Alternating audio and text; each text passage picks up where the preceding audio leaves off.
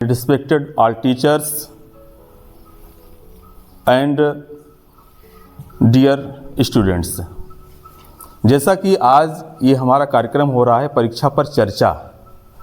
परीक्षा एक ऐसा शब्द है कि जिससे सभी को डर लगता है, चाहे वह अपने जीवन में उत्कृष्ट कार्यशैली उसकी हो, अच्छा पढ़ने वाला हो अथवा मध्यम हो अथवा सबसे धीमी गति से सीखने वाला छात्र हो। तो परीक्षा में सभी को भय लगता है। प्यारे बच्चों, ये हमारा जो पूरा जीवन है, तो अपने जीवन में हमको कई परीक्षाएं देनी पड़ती हैं। जैसे अभी आप कक्षा 1 से पढ़ रहे हैं तो कक्षा 1 की परीक्षा, 2 की परीक्षा, 3 की परीक्षा उत्तीर्ण करते करते कक्षा 12 तक आ चुके हैं। अधिकांश इसमें हमारे जो बच्चे हैं 9वीं 10वीं 11वीं 12वीं के सभी बैठे हुए हैं। अब 12वीं की परीक्षा उत्तीर्ण करने के बाद आप अभी कॉलेज में जाएंगे, बीए की परीक्षा होगी, बीएससी, बीटेक, बीई, एमबीबीएस, आप जिस भी स्ट्रीम में जाएंगे तो ब्रांचेज हमारी चेंज हो जाती हैं। उसी तरह से फिर आपका ग्रेजुएशन होगा, पोस्ट ग्रेजुएशन होगा। इतनी परीक्षाओं को देने के बाद आप यदि शासकीय सेवा के लिए जाते हैं तो फिर परीक्षा देनी पड़ेगी, और यदि आप कोई प्राइवेट भी कार्य करें, किसी कंपनी में जाएंगे तो वहाँ भी इंटरव्यूज इत्यादि होते हैं, तो वो भी एक तरह का एग्ज़ाम है। तो ऐसा मान करके चलिए कि हमारी कई परीक्षाएं होती रहेंगी। इन सभी परीक्षाओं में जो आने वाली भी परीक्षा है अथवा भविष्य में आपकी जितनी परीक्षाएं होंगी, इन परीक्षाओं से घबराना नहीं है, सहज रहना है। और इसके साथ साथ आप अपने जीवन में जितना अच्छा कार्य कर सकें, आपकी जितनी बौद्धिक शारीरिक क्षमता है उसका हमें पूर्ण उपयोग करना है। सामान्य भाषा में इसको ऐसा समझिए, each and every child has unique quality. सभी की क्वालिटी अलग अलग होती है। आपको उदाहरण में बता रहा हूँ। अमरूद का पेड़ है, उसमें आम का फल नहीं लगता है। अमरूद का जो वृक्ष है उसकी प्रकृति होती है अमरूद के फल को उत्पन्न करना। आम का वृक्ष आम के फल को देगा। नींबू का वृक्ष जो है तो नींबू प्रदान करेगा। इसी तरह से सबकी प्रकृति अलग अलग है ना। उसी तरह से आप जैसे हैं तो नेचर के द्वारा ओमनीपोटेंट जो गॉड है, ईश्वर जो हैं, सबको एक स्पेशल क्वालिटीज़ दिए हुए हैं। सबके पास एक स्पेशल क्वालिटीज़ है। ऐसा इस धरती पर जिस तरह से आयुर्वेद में कहा जाता है कि कोई भी झाड़ी, कोई भी पेड़, कोई भी वृक्ष जिसको आप अनुपयोगी मानते हैं, तो आयुर्वेद की दृष्टि से उसमें भी कुछ ऐसे गुण होते हैं कि किसी न किसी रोग के लिए, मर्ज के लिए उसका उपयोग किया जाता है। मतलब इस धरती पर जितनी प्राकृतिक रूप से झाड़ियाँ हैं, वृक्ष हैं, सबका कुछ न कुछ अलग अलग महत्व है, सभी का है। नीम खाने में उसकी पत्ती कड़वी लगती है, फिर भी उसको उपचार में हम ग्रहण करते हैं। उसी तरह से जितने बच्चे हैं, सभी बच्चों में ईश्वर के द्वारा एक स्पेशल क्वालिटी दी हुई है। तो अपने जीवन में सबसे पहले हमको उस क्वालिटी को पहचानना है। अच्छा, अभी आप सोचते होंगे कि जो जितने सफल व्यक्ति हैं ये बचपन से ही सफल रहे होंगे, उत्कृष्ट रहे होंगे। ऐसा नहीं है, वो भी अपने जीवन में एवरेज थे और कभी कभी अपने क्षेत्र को चुन लिए, इसलिए सर्वोत्कृष्ट हो गए। आपको इसका मैं उदाहरण बताता हूं। सचिन तेंदुलकर को कितने लोग जानते हैं? हाथ उठाइए। मास्टर ब्लास्टर सचिन तेंदुलकर सभी लोग जानते हैं। क्रिकेट के क्षेत्र में उनको भारत रत्न दिया गया, अपने देश का सर्वोच्च पुरस्कार है। लेकिन सचिन तेंदुलकर जब 10वीं पढ़ते थे तो 10वीं की परीक्षा में अनुत्तीर्ण हो गए। लेकिन एक गेंद और बैट से अपनी रुचि के अनुसार मैदान में जाकर के इतनी प्रैक्टिस करते हैं कि अपने अचीवमेंट को भारत रत्न तक पहुंचाते हैं। हमारा देश भारत रत्न उनको दिया और उनके बारे में 10वीं की पुस्तकों में पढ़ाया जा रहा है। इसके पीछे 2 रीज़न हैं। एक तो उनकी जिस फील्ड में रुचि थी, उस रुचि को उन्होंने पहचाना और अपने क्षेत्र में पूरी मेहनत किए। हो सकता था कि ये केवल पढ़ाई ही करते रहते, गणित में फेल होते, कहीं साइंस में होते तो उत्कृष्ट न बन सकते। लेकिन रामचंद्र आग्रेचर उनके गुरु का नाम है, उनके जो कोच हैं, उनके माध्यम से उनको ऐसी शिक्षा दी गई, ऐसा बताया गया कि विशिष्ट उपलब्धि एक क्षेत्र में हासिल कर लिए। दूसरा उदाहरण आपको देते हैं, मुंशी प्रेमचंद्र, सभी लोग जानते हैं नाम, कितने लोग जानते हैं? हिंदी कहानी के सम्राट कहे जाते हैं, उपन्यास सम्राट हैं वो। हिंदी साहित्य में एक स्पेशल रेखा खींच दी गई, एक लकीर खींच दी गई कि इस लकीर के आगे और यहाँ से यहाँ तक मुंशी प्रेमचंद्र का साम्राज्य है। लेकिन आपको मैं बता रहा हूँ, गणित विषय में अनुत्तीर्ण हो जाते थे वो। हिंदी में विशिष्ट प्रतिभा थी उनकी। तो कहीं ऐसा होता कि ये गणित में कुछ नहीं कर पा रहा है तो अच्छा लड़का नहीं है, और जीवन में पूरा जीवन असफल हो जाता। लेकिन अपनी प्रतिभा को पहचानते हुए वो साहित्य में नाम रखते हैं, इतिहास में नाम रखते हैं। रविन्द्रनाथ टैगोर कानून का अध्ययन करने के लिए जाते हैं, लेकिन उनको लगता है कि मैं साहित्य में अच्छा कार्य कर पाऊंगा, तो अपने देश में लौट करके इस तरह से साहित्य में कार्य करते हैं कि नोबेल पुरस्कार, एशिया का पहला नोबेल पुरस्कार उनको दिया गया, एशिया महाद्वीप का, साहित्य के क्षेत्र में। गुरुदेव रविन्द्रनाथ टैगोर, नाम सुने होंगे सभी लोग, कितने लोग सुने? हाथ उठाइए। सभी लोग जानते हैं। जो हमारा राष्ट्रगान है जन गण मन, उन्हीं के द्वारा लिखा गया है ना? जानते कि नहीं जानते हैं? अब एक आपको इसी घटना में बता रहा हूं कि आपका थोड़ा सा और क्लियर होगा समझने में इस बात को। डॉक्टर APJ अब्दुल कलाम का नाम आप लोग सुने हैं? कौन है ये? Missile man. और क्या हैं? वैज्ञानिक हैं। और क्या हैं? भारत के राष्ट्रपति। और उनका व्यक्तित्व एक आदर्श व्यक्तित्व माना गया है। लेकिन इतना आप सफल मानते होंगे, संवैधानिक पद पर सर्वोच्च भारत के प्रथम नागरिक बने, मिसाइल मैन के नाम से जाने गए, उनके कार्यों का जो प्रदर्शन हुआ तो पूरा विश्व उनको अच्छा मानता है। लेकिन अब मैं उनके बारे में जो बताने जा रहा हूं तो आपको अचंभित कर देगा। वो भी एक बार सेना की परीक्षा में शामिल होने के लिए जाते हैं, और इतने गरीब थे कि उस कुछ पैसे अपने घर से किसी तरह से लेकर के गए थे, अपने वाहन इत्यादि के द्वारा, और वो भी बहुत मुश्किल से। मतलब कुछ ऐसी चीज़ें होती हैं कि जैसे मान लीजिए कि आपके घर में थोड़ी सी गरीबी है, आपके माता जी के पास 50 रुपये हैं, और किसी कार्य को लिए वो दे दी पैसा आपको, पेन खरीदने के लिए, कॉपी खरीदने के लिए। तो जो पैसा कहीं सब्जी भाजी के लिए रखा हुआ था तो उसके लिए आपको दिया जा रहा है, और उसमें आप यदि असफलता मानते हैं तो ऐसा लगेगा कि माता जी के पास भी जो पैसा था वो भी चला गया। यदि आप परीक्षा ही देने जाते हैं, सीधी इत्यादि जाते हैं, तो किराया में खर्च हो गया जो आपके घर के लिए पैसा था। उसी तरह से APJ अब्दुल कलाम अपने घर से कुछ पैसे लेकर के जाते हैं और उस परीक्षा में अनुत्तीर्ण हो जाते हैं। तो उनको थोड़ा डिप्रेशन हो जाता है। डिप्रेशन शब्द सुने हैं? अवसाद इसको बोलते हैं। जब हम किसी कार्य में असफलता हासिल करते हैं तो लगता है कि हम किस तरह से जाकर के अपने परिवार में सामने खड़े होंगे, और अपने में ही जब कुंठा हो जाती है, उस शब्द का नाम है डिप्रेशन में चले जाना। और डिप्रेशन में हमारी शारीरिक क्षमताएं, मानसिक क्षमताएं कम हो जाती हैं। दो चीज़ें होती हैं, एक होता है उत्साह, और उत्साह को जगाने के लिए किसी न किसी एक अतिरिक्त व्यक्तित्व की आवश्यकता होती है, तो उसको ग्रहण करना चाहिए। जैसे हनुमान जी में जो ताकत थी, लेकिन वो समझ नहीं पा रहे थे समुद्र लाग जाएंगे, तो जामवंत जी जब बोलते हैं तब उनको लगता है कि मैं इतना बलशाली हूँ, उस कार्य को करके दिखा देते हैं।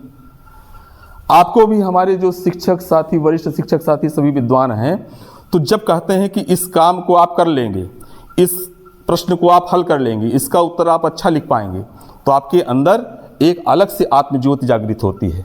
होता है कि नहीं होता है? कहीं मान लीजिए कि आप बोल रहे हैं, कुछ कहीं भूल गए, तो यदि हम पीठ थपथपा करके कहेंगे कि नहीं नहीं बहुत अच्छा इस काम को आप कर लेंगे, तो आपको लगेगा कि वाह मैं कर लूँगा, करना चाहिए।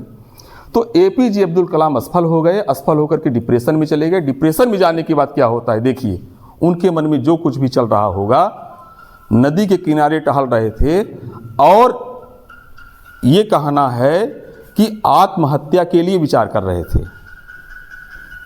कि यहीं से मैं जीवन को समाप्त कर लूँ।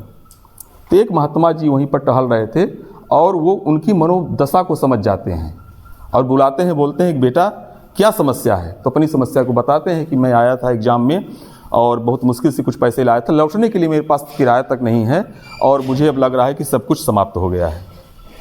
महात्मा जी उनको अपने आश्रम में कुटिया में रखते हैं और सुबह उनको किराया देते हैं घर जाने के लिए और एक वाक्य बोलते हैं कि इस कार्य में तुम यदि असफल हो गए हो तो ईश्वर ने तुम्हें किसी बहुत बड़े कार्य के लिए तुमको जन्म दिया है धरती पर, बेटा उस बड़े कार्य को करो।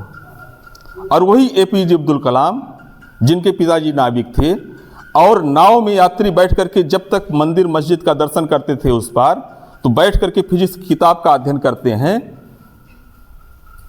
तब जाकर के हम उन बिखरे जुल्फे वाले कलाम को सलाम करते हैं और अपने देश का राष्ट्रपति और भारत रत्न इत्यादि प्रदान करते हुए इतना उत्कृष्ट गौरवान्वित महसूस करते हैं कि लगता है कि हमारे आदर्श हैं। तो उनके भी जीवन में ऐसी घटना उत्पन्न हुई।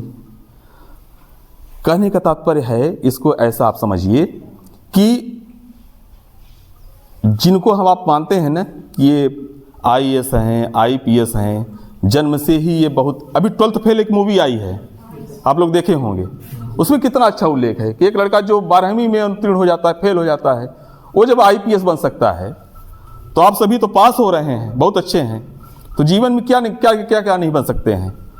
आप भी IAS बन सकते हैं, IPS बन सकते हैं, आप एक अच्छे संवैधानिक पद पर जा सकते हैं, समाज की सेवा कर सकते हैं, अच्छे कृषक बन सकते हैं। जरूरी नहीं है आजकल मतलब सफलता के माध्यम ये नहीं कि यदि आप शासकीय नौकरी पा गए ही तो सफल हैं, बहुत विस्तृत क्षेत्र है और उस विस्तृत क्षेत्र में जाकर के अपने मन, तो सबसे पहले क्या सोचना चाहिए कि हमारे अंदर कौन सा, किसमें हमारी अभिरुचि है, इंटरेस्ट कौन सा है। सभी का इंटरेस्ट अलग होगा। इसमें अच्छी कविता लिखने वाले भी हो सकते हैं, अच्छे चित्र बनाने वाले भी हो सकते हैं, अच्छे नृत्य करने वाले हो सकते हैं, अच्छे गणित में तेज होंगे, किसी की साइंस में रुचि होगी। जरूरी नहीं जिसकी साइंस में अच्छी रुचि हो भाषा में भी अच्छा हो, किसी की भाषा सबसे अच्छी होगी। तो सबसे पहले अपने इंटरेस्ट को पहचानिए कि आपकी रुचि किस में है, किस क्षेत्र में है। तो कुछ कभी कभी क्या होता है कि आगे बढ़ने के लिए कंपलसरी चीज़ें होती हैं, जैसे 10वीं तक की जितनी विषय लगती हैं तो इसको सामान्य विषय मान करके, उसका सिलेबस मान करके इसको कंपलसरी बना दिया गया है कि इतना नॉलेज होना चाहिए। जैसे हमारे शरीर को चलाने के लिए पौष्टिक तत्वों की आवश्यकता होती है ना, तो उसी तरह से समाज में कार्य करने के लिए, आप अच्छे से जनसेवा कर सकें, अपने देश के विकास के लिए कुछ सामान्य नींव मजबूत करने की आवश्यकता होती है, जो कक्षा 10 तक पढ़ाई जाती हैं पुस्तकें। कक्षा 11th से 11वीं से आपको ब्रांचेज चूज करने के लिए अवसर मिलता है। यदि आप साइंस में अच्छे हैं तो साइंस में चले जाइए, जिसकी 2 ब्रांचें हैं, एक मैथमेटिक्स है, एक बायो है। यदि आप कॉमर्स में है तो चले जाइए। आप आर्ट्स में जाएंगे तो कई ऐसे सब्जेक्ट्स हैं, उसमें अपने रुचि के अनुसार उन विषयों का चुनाव करिए। एग्रीकल्चर का एक ग्रुप है ना। और इसके साथ अभी NEP 2020 में जीवन कौशल की विकास की गई है, जिसके अंतर्गत कुछ ऐसी भी व्यावसायिक पाठ्यक्रम हैं जिसके अंतर्गत आप उसका अध्ययन करते हुए किसी स्पेशल फील्ड में, मतलब कहने का तात्पर्य है कि उसको सीख करके आप व्यावसायिक रूप से मजबूत बन सकते हैं और आपके जीवन में आय का स्रोत हो सकता है, आपको पैसा मिलेगा। अच्छा, सभी का उद्देश्य यही होता है ना, जिसको सफल हम मानते हैं, लेकिन ऐसा भी नहीं है। जरूरी नहीं है कि अच्छा, हमको सबसे पहले ये सोचना चाहिए कि अच्छा नागरिक बनना है, अच्छा विद्यार्थी बनना है। जैसे मान लीजिए कि आपके अंदर कहीं ऐसा भावना अंदर अवस्थित है कि मैं इस विषय में अच्छा नहीं हूँ तो मैं अच्छा नहीं हूँ, ऐसा नहीं है। तो 2 काम करना है, एक तो अपनी अभिरुचि का क्षेत्र चुनना है। क्या चुनना है? इंटरेस्ट की फील्ड अपनी, जो क्या चुनेंगे, बोलिए तेज से। ठीक है, जिसमें आपकी रुचि हो उसी में काम करेंगे। अब इसको कैसे आप जानेंगे? इसको जानने का आपको मैं एक उपाय बताता हूं, एक सामान्य सा तरीका। जिस कार्य में आपको करने में आनंद आता है, जिसको आप 24 घंटे कर सकते हैं बिना थके, मतलब उस कार्य को आप अनवरत कर रहे हैं। जैसे मान क्रिकेट में आनंद आता है क्रिकेट में बच्चे मैदान में जाकर के नाश्ता भी नहीं किया है तब भी सुबह से शाम तक बढ़िया आनंद लेते हुए खेलते हैं कि नहीं खेलते हैं? क्यों खेल रहे हैं? उनको आनंद आ रहा है। ठीक है, इसी तरह से जिसकी साइंस अच्छी होती है, साइंस की पुस्तकों को पढ़ने में बहुत आनंद आता है। जिसकी लैंग्वेज अच्छी होती है, हिंदी हो, इंग्लिश हो, संस्कृत हो, उन पुस्तकों को पढ़ने में मज़ा आता है। गणित के प्रश्नों को हल करने में आनंद आता है। या किसी की रुचि व्यावसायिक तौर पर होती है, कंप्यूटर चलाना इत्यादि। आप देखे होंगे कि बहुत से सफल मैं व्यक्तियों को जानता हूं कि जो अपने विद्यार्थी जीवन में एवरेज थे, मतलब ऐसा नहीं था कि बहुत तेज थे, लेकिन उनका जब आगे का हम जीवन देखते हैं तो बहुत अच्छे नागरिक के तौर पर पैसा भी कमाते हैं, अपने परिवार को भी अच्छे ढंग से देते हैं, संस्कारित भी रहते हैं, और उनके जीवन को हम मान सकते हैं कि इनका जीवन एक आदर्श जीवन है। बात आ रही समझ में यहाँ तक? तो पहला काम क्या करना है आपको? अपनी रुचि के क्षेत्र को पहचानना है। तेज से बोलिए।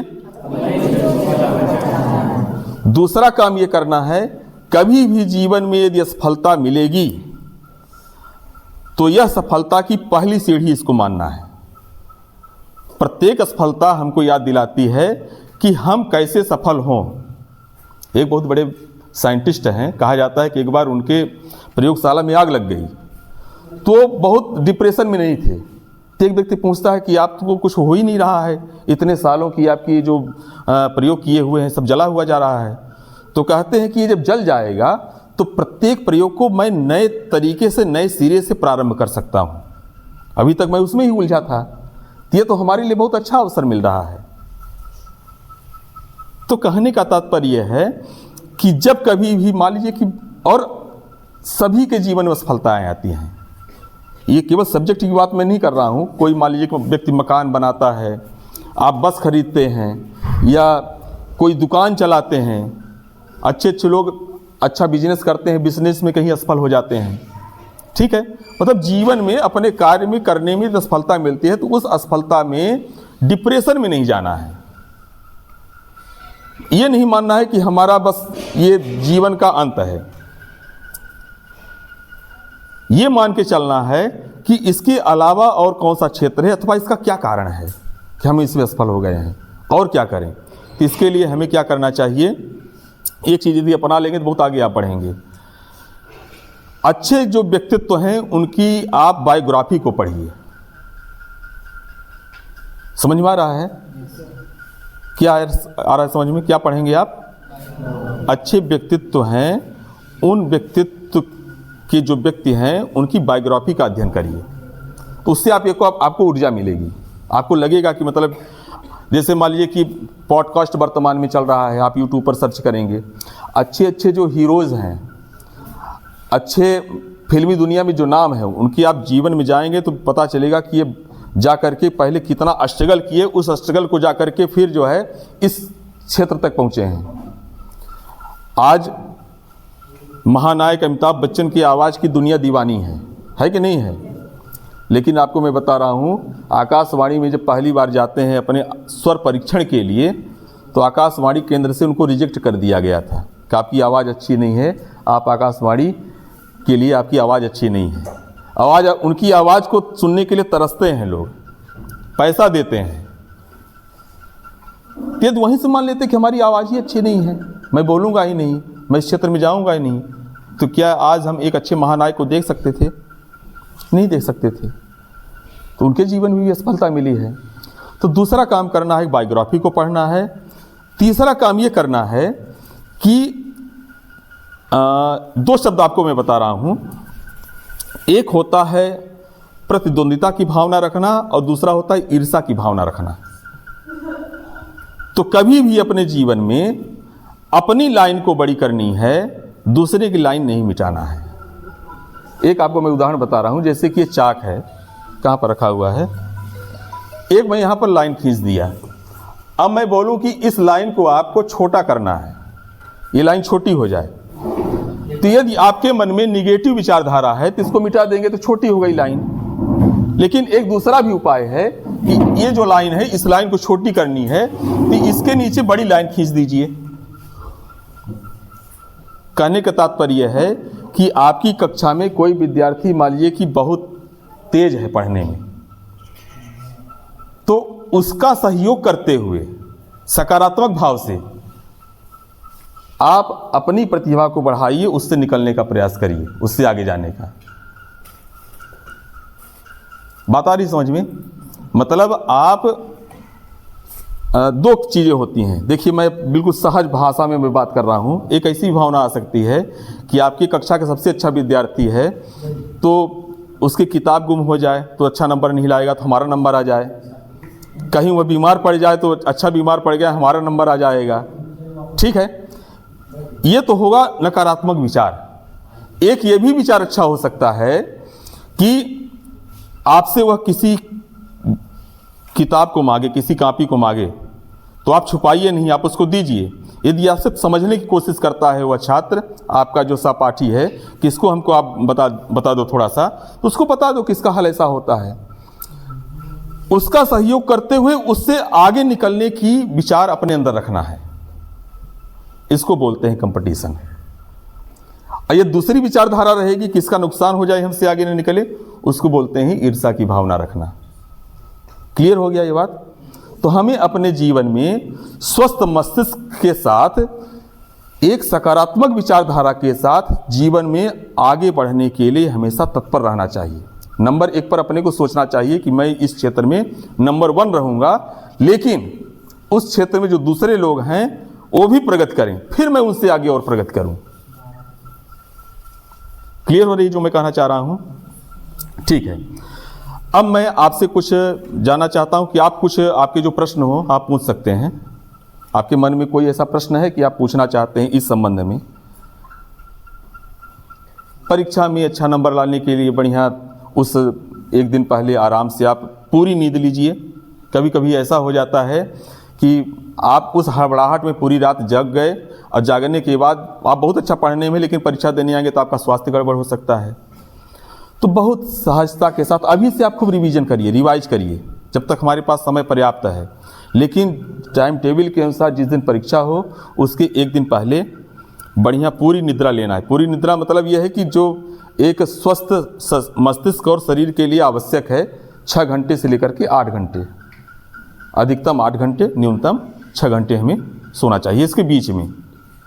ठीक है, बढ़िया अच्छा अभी से खान पान में ध्यान दीजिए जिससे आपका स्वास्थ्य अच्छा हो। ठंड बहुत है तो ठंडी से बचिए, कहीं ठंडी के कारण अस्वस्थ हो जाएंगे तो आपका नुकसान होगा। तो नंबर 1 प्राथमिकता हमको देनी कि हमारा स्वास्थ्य अच्छा रहे, हम प्रसन्न चित्त रहें, हम जो पढ़े हैं उसको अच्छी तरह से रिवाइज कर लें, रिवीजन कर लें। पेन वगैरह अच्छे से अभी से व्यवस्थित कर लीजिए, चला लीजिए, उसको देख लीजिए। नई रिफिल रखेंगे तो परीक्षा में उतनी तेज नहीं जोड़ती, 2-4 पेन अभी से थोड़ा थोड़ा चला करके रखिए।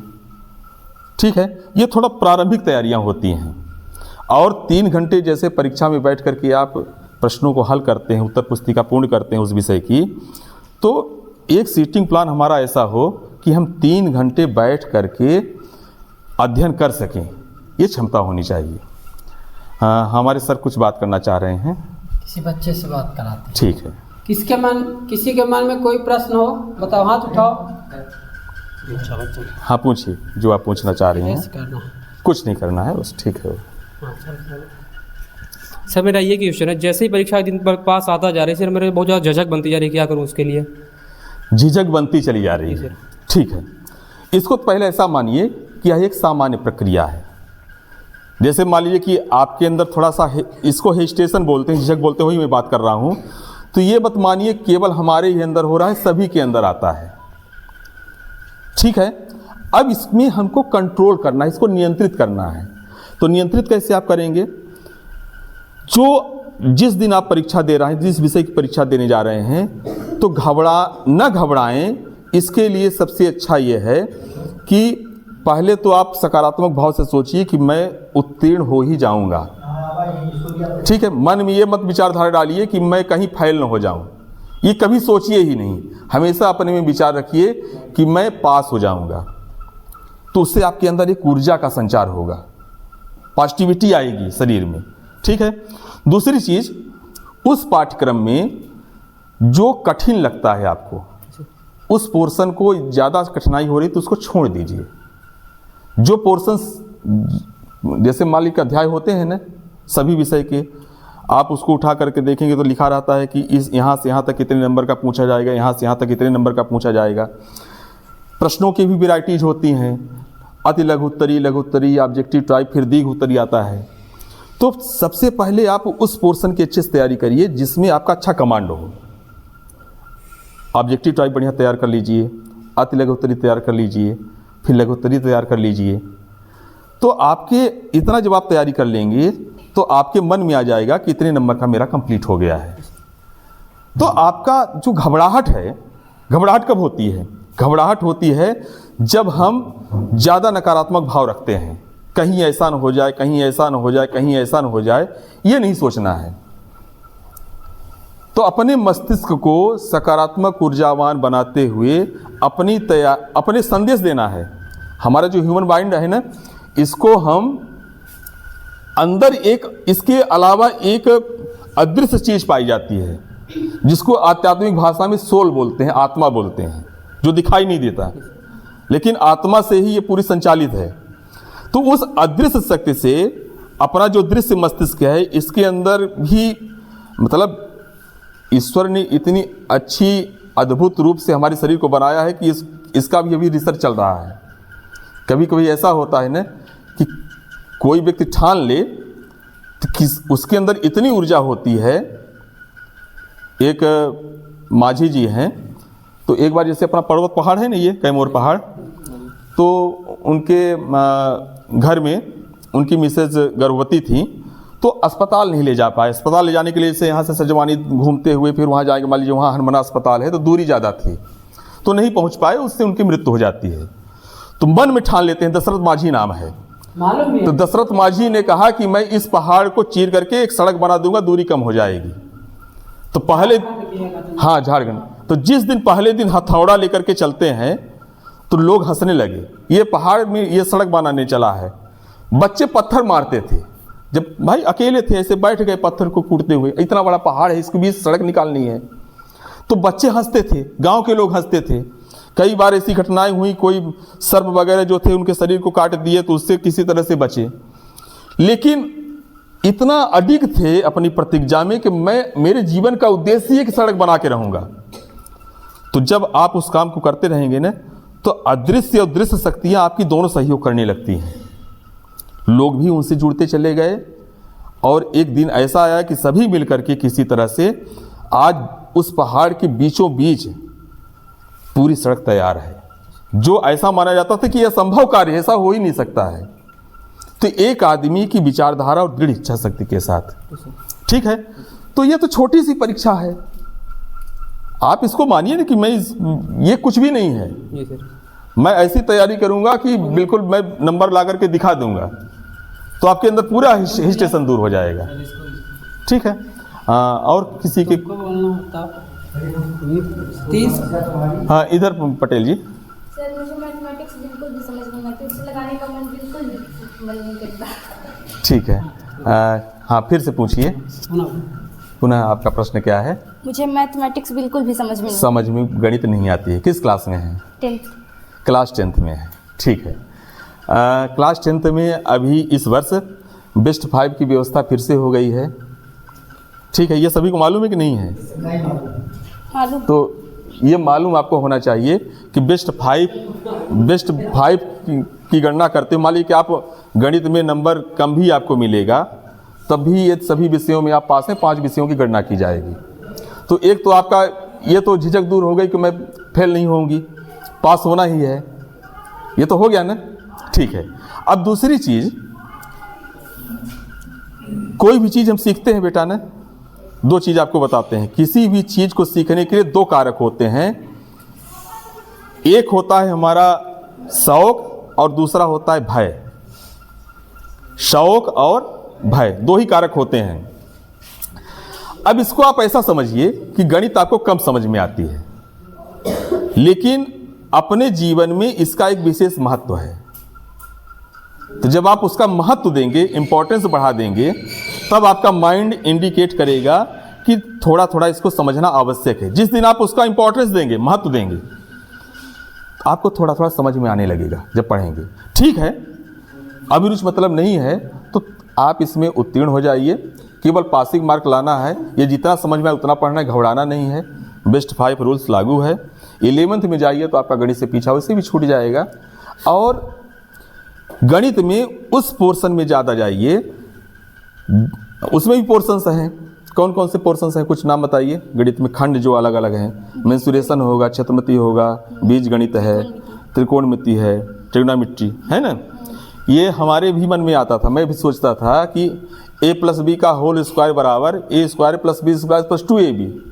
ये मैं याद जो कर रहा हूँ, इसका जीवन हमारे क्या उपयोग है। कभी कभी आपको भी ऐसा लगता ही नहीं लगता है, मन में आया कभी किसी के? भाई ये मैं इतनी मेहनत से पढ़ रहा हूँ, इसको याद कर रहा हूँ कि a+b का होल स्क्वायर बराबर a² + b² + 2ab। अब मैं इसको अपने जीवन में क्या करूँगा। लेकिन इसका आगे उपयोग है, आगे की पढ़ाई में जितना हम सीख रहे हैं सभी का है, लेकिन एक स्पेशल फील्ड में है। अभी देखिए, मनुष्य पहले क्या होता है, किसी काम करने के लिए हमारे मन में विचार उत्पन्न होता है। पहले हम सोचते थे, जैसे कि मान लीजिए कि जब हम छोटे थे तो कभी ऐसे सोचते थे कि जो महाभारत में आप देखे होंगे कि ऐसी आकाशवाणी हुई, संजय ने जो है, तो संजय को कौन सी दिव्य दृष्टि प्राप्त हुई रही होगी कि धृतराष्ट्र को पूरा महाभारत के युद्ध को बताए। लेकिन अब ये जो टेक्नोलॉजी आ गई है, लाइव टेलीकास्ट हो रहा है, वीडियो कॉलिंग हो रही है, ठीक है, तो कितना सरल हुआ। अब विश्वास हो रहा है कि नहीं हो रहा है कि यही दिव्य दृष्टि कोई ऐसी रही होगी, इससे और अच्छी टेक्नोलॉजी रही होगी जो अदृश्य से नहीं दिखाई दे रहा है और उससे देख रहे थे, वो उनके पास थी, वो चीज़ क्षमता थी। हम जब अभी आपको मैं बता रहा हूं कि इतनी खोज जारी है कि आवाज़ को कैच करने के लिए विचार चल रहा है कि श्री कृष्ण भगवान जो गीता का उपदेश दिए थे उन्हीं, जैसे मान लीजिए अभी मैं जो बोल रहा हूँ, तो मैं बोल रहा हूँ तो मेरी आवाज़ रिकॉर्डिंग हो रही है। आप मोबाइल में बोलते हैं, कितना अद्भुत कार्य है। मनुष्य कितना बड़ा काम किया है कि आप 9755 जो भी अंक डालते हैं और अपने मामा को फ़ोन लगाते हैं तो यहाँ से बॉम्बे बात हो रही है।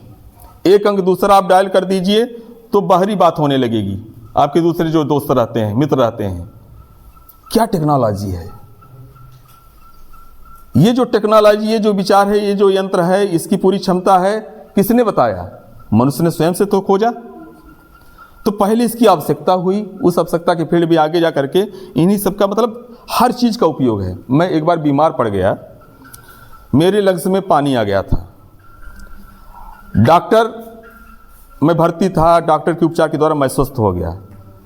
तो मेरे मन में विचार आया कि यदि साइंस इतने आगे न होता, डॉक्टर इतने अच्छे न होते, इस फील्ड में इतना अच्छा अध्ययन न किया गया होता, तो मैं तो मर जाता। पहले ट्यूबरकुलोसिस जो होता है, तो पहले राजक्षमा इसका नाम दिया गया था, असाध्य रोग था। असाध्य रोग से तात्पर्य यह है कि ये मर्ज यदि किसी को हो जाए तो उसको मरना तय है, ठीक है। जैसे मान लीजिए कि भी जो महारानी वगैरह निकलती है ना, फिर इसकी दवाई चलती है। पहले किसी को ऐसे रोग होते थे तो उसको गांव के बाहर कर दिया जाता था। ये माना जाता था कि ये संक्रामित रोग है, संक्रमण इससे होगा, कई लोगों को हो जाएगा, इसका तो मरना तय है, पता नहीं कितने लोगों को मार देगा, तो गांव के बाहर फेंक आते थे उसको। ऐसे ऐसे असाध्य रोग थे। लेकिन आज देखिए, खोज करते करते करते करते सभी का उपाय बना। आज प्रत्येक मर्ज साध्य हो रहा है कि नहीं हो रहा है।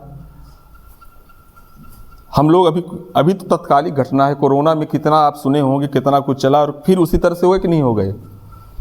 ऐसा समय आ गया था कि अपने घर के सदस्यों को हम नहीं छूते थे। आप लोग देख लिए कि नहीं देख लिए एक ज़माना।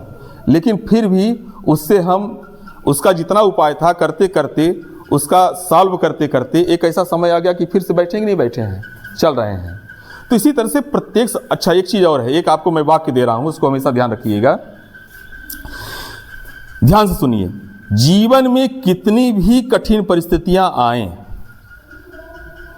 एक समय है, उस समय को गुजर जाने दीजिए, आराम से गुजर जाने दीजिए। बहुत अच्छा दर्पण उस पार मिलेगा आपको। चाहे कोई भी कठिन परिस्थिति आए, आपको शारीरिक रूप से कोई समस्या आए, वित्तीय व्यवस्था आए, इस तरह से आपकी पढ़ाई में बाधा आए, एक समय होता है। उस समय को सकारात्मक भाव से आप थोड़ा सा झेल लीजिए करते चलिए, आपके जीवन में आगे बहुत ज़्यादा द्युति मिलेगी। द्युत समझ रहे हैं ना, लाइट, प्रकाश, ठीक है। तो आप संतुष्ट हो रही हैं। सबसे पहले तो यह है कि आपको फेल तो होना ही नहीं, पास तो हो ही जाना है, तो पहला भय तो यहीं पर समाप्त हो गया। दूसरी चीज़ है, आप उसमें अपने रुचि का पोर्शन ढूंढिए कि आपको जिसमें समझ में आता है, तब आप उसमें जाइए जो कठिन पोर्शन है उसको, यदि समय हो तो। नहीं तो उतना ही बढ़िया तैयार करके प्रसन्न चित्त से परीक्षा में सम्मिलित होइए और बढ़िया अच्छे नंबर आएंगे। ओके। और किसी के कोई ऐसे प्रश्न हो? एक कोटेशन है, winners don't do different things but they do things differently. Hindi में इसको मैं बता रहा हूँ, ध्यान से समझिएगा। जो कामयाब व्यक्ति होते हैं कोई अलग कार्य नहीं करते हैं, बल्कि उस कार्य को अलग ढंग से करते हैं। जो अच्छा पढ़ने में विद्यार्थी होता है, मेधावी छात्र होता है, इन्हीं पुस्तकों को पढ़ता है, ऐसे ही बैठता है, यही पेन रहती है, यही कॉपी रहती है, यही घर रहता है। सभी के लिए सूर्य एक है, सभी के लिए विद्यालय एक है, सभी के लिए शिक्षक एक है कि नहीं है? लेकिन उसके पढ़ने का कुछ तरीका अलग होता है। उस तरीके की आपको थोड़ा सोचना है, किस तरीके के माध्यम से ये आगे बढ़ रहा है। और आज तो इतना यूट्यूब वगैरह में अच्छे आपको मिल जाएंगे, मतलब इंटरव्यूज़ मिल जाते हैं अच्छे पढ़ने वाले। आप कोई भी टॉपिक डालिए, सर्च करिए, अच्छे लेक्चर मिल जाएंगे। अब तो सीखने के लिए तो बहुत बृहद क्षेत्र है, कहीं से भी आप सीख सकते हैं यदि आप सीखना भर चाहें। चैट जीपीटी है, गूगल है, आप लिख करके डालिए ना वीडियोज, और उसके जो है तो पीडीएफ वगैरह इत्यादि इतनी खुल करके आ जाएंगे कि आप ढूंढ लीजिए अपने मन का। तो सीखने के लिए विभिन्न संसाधन हैं, उसका एक पॉजिटिव हमको सकारात्मक उपयोग करना है, ध्यान ही देना है, भटकना नहीं है, अपने राह से विचलित नहीं होना है। हाँ, नेक्स्ट किसी का कोई प्रश्न हो? और बोलो बोलना है। प्रश्न सबके मन में है, बोल नहीं पा रहे हो, क्यों ब्रिजेश? सही बात है कि नहीं? अच्छा ये बताइए, जो हमारा एक उद्देश्य था कार्यक्रम का, एक आराम मिला आपके मन में? थोड़ा जो घबराहट थी, हृदय की धड़कन थी, मस्तिष्क की तंतुओं का जो उथल पुथल था, उसमें सांत्वना मिली कि नहीं मिली? तब रिलैक्स महसूस कर रहे हैं? हाँ, इसके लिए काम और करना है कि मान लीजिए कि आपको कभी घबराहट हो, तो घबराहट का उपाय सबसे अच्छा रोकने का है, पानी पीजिए। परीक्षा में पानी ले जाइए, 2 घूंट पानी पी लेंगे, सांस थोड़ा गहरी लीजिए, है ना। 4-5 बार आप गहरी सांस लेंगे तो बहुत आराम मिलता है। लीजिए, देखिए, तो अभी देखिए, अच्छा खींचिए आंख बंद करके और सोचिए कि मैं जो किसी भी कार्य को कर सकता हूँ सकारात्मक भाव से। ऐसा आंख बंद करके ऐसे सोचिए और सांस 2-4 बार ऐसे लीजिए तेज़ी से, और फिर आँख खोलिए। एक अलग एनर्जी महसूस हुई कि नहीं हुई? ठीक है, तो पानी पी लीजिएगा थोड़ा, 2-4 घूंट बढ़िया, सांस गहरी लीजिएगा, खूब से रिलैक्स रहिएगा। और इतना सब कुछ करने के बाद जीवन की असफलताएं यदि हो भी जाती हैं, ऐसा मैं कह नहीं रहा हूँ सभी को परीक्षा में सफलता की मैं शुभकामना दे रहा हूँ, सभी सफल हों, लेकिन मान लीजिए कि दुर्भाग्यवश किसी दूसरे स्टूडेंट से कभी कभी ऐसा हो जाता है, यदि कहीं कुछ हो भी जाता है तो उससे घबराना नहीं है। जीवन बहुत अमूल्य है, मानव जीवन, और अपने जीवन में ये सोचिए कि ईश्वर ने हमें, वही बात याद रखिए आप, एक लाइन और, ईश्वर हमको कोई सर्वश्रेष्ठ कार्य करने के लिए जन्म दिया है इस धरती पर, हमारा महत्व है। आप देखिए कितना सफल होंगे। और किसी का कोई ऐसा प्रश्न हो?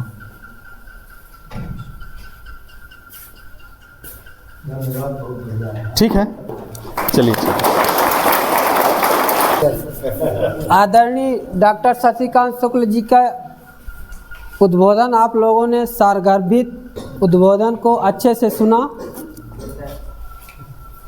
जिन जिन बिंदुओं पर डॉक्टर साहब ने फोकस किया है, निश्चय ही मुझे पूरा विश्वास है कि आप सबके परीक्षा में वह सहयोग के रूप में सफलता दिलाने में अपनी पूरी भूमिका अदा करेगा। इस परीक्षा पर चर्चा के लिए सभी हमारे शिक्षकीय स्टाफ को धन्यवाद। आदरणीय डॉक्टर साहब को बहुत बहुत साधुवाद। इसके साथ